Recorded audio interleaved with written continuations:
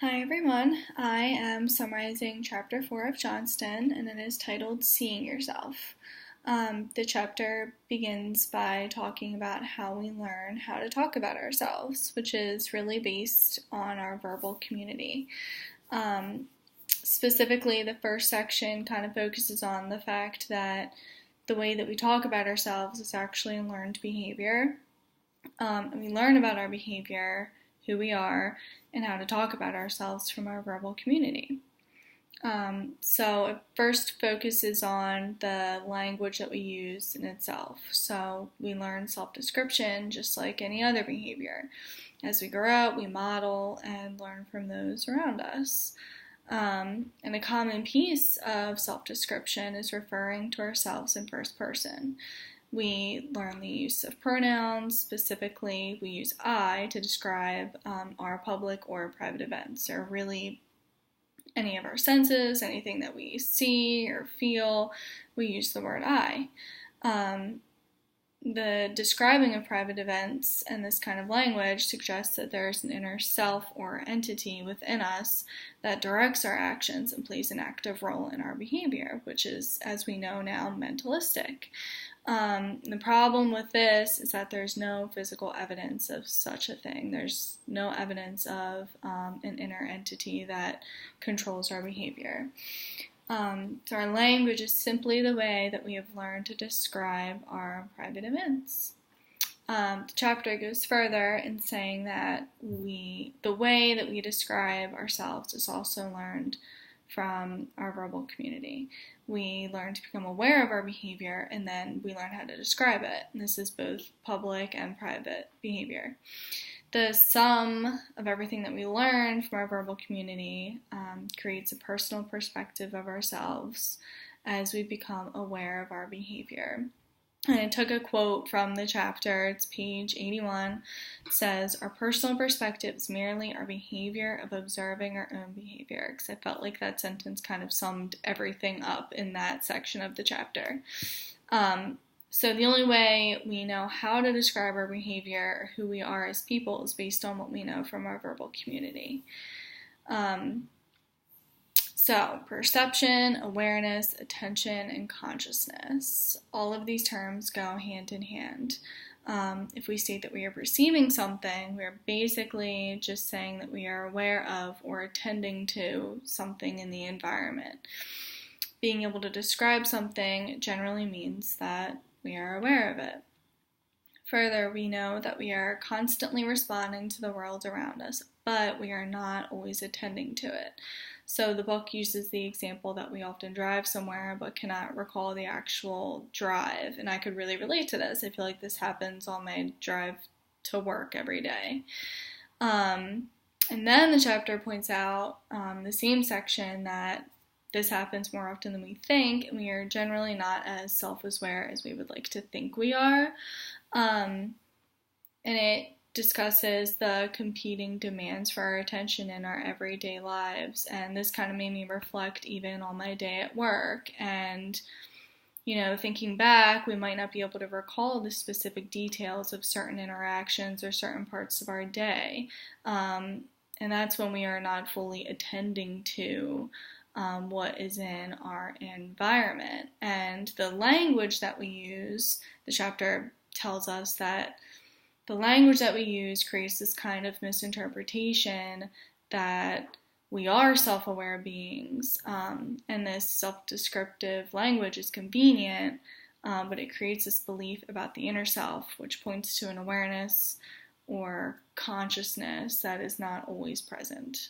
And that inner self, of course, there's no evidence of it. So that's important to point out. The chapter then goes on to discuss the behavior of sensing, which I thought was really interesting because I never thought of our senses from a behavioral standpoint. But it talked about the role of reinforcement in our senses, which I had never considered before. It is noteworthy that the way in which we describe our senses also perpetuates this idea of a self, mostly because these processes are private. So when we say I see something, I hear something, that use of the word I, relates back to the beginning of the chapter, which points to that inner being that's controlling our senses. So sensing is both biological and physiological. For instance, we learn to respond to certain stimuli more than others based on our learning history. This allows us to attend to specific things in the environment more than others. For example, this was an example from the book that kind of clarified it all for me, was that an infant may learn to be more responsive to a bottle based on the bodily need for food. And then our learning history also allows us to sense stimuli that may be weak or not present. For example, another example from the chapter that I really liked was that we may hear a song in our heads, or a song might be stuck in our heads, and we are still engaging in the same hearing behavior as we do when the song is actually being played, which I thought was pretty interesting. The chapter goes on to discuss the behavior of seeing more in depth, and it explains that being able to describe that we are engaging in seeing is us being aware that we are seeing. And this is unique to humans because we have learned from our verbal community how to describe our seeing behavior. So the chapter kind of wraps up with discussing self-control and self-reinforcement. So self-control perpetuates the idea that we can control our behavior, obviously, and the use of the word self points to this inner self as being in control of our behavior, which is pretty self-explanatory. So Skinner actually provides several techniques of self-control that we utilize in order to, quote, manipulate the variables that are apparently functionally related to the behavior of interest. And that is on page 91. The book then lists these techniques, and it also provides several examples as well, which I thought was really helpful. So first talks about physical restraint, and again, I took this definition right from the book because I thought it was very specific and hard to put in my own words. This is page 91. Physical restraint makes it difficult or impossible to engage in the problematic behavior. We may change the stimuli. We may manipulate deprivation conditions. We may manipulate an emotional variable. We may put aversive stimulation in place. And we may use drugs or other substances. So the book kind of lists those out very nicely. And lastly, self-reinforcement is discussed, which I thought was really interesting. So this is problematic because it points to the fact that we are creating something in the environment that is reinforcing our own behavior.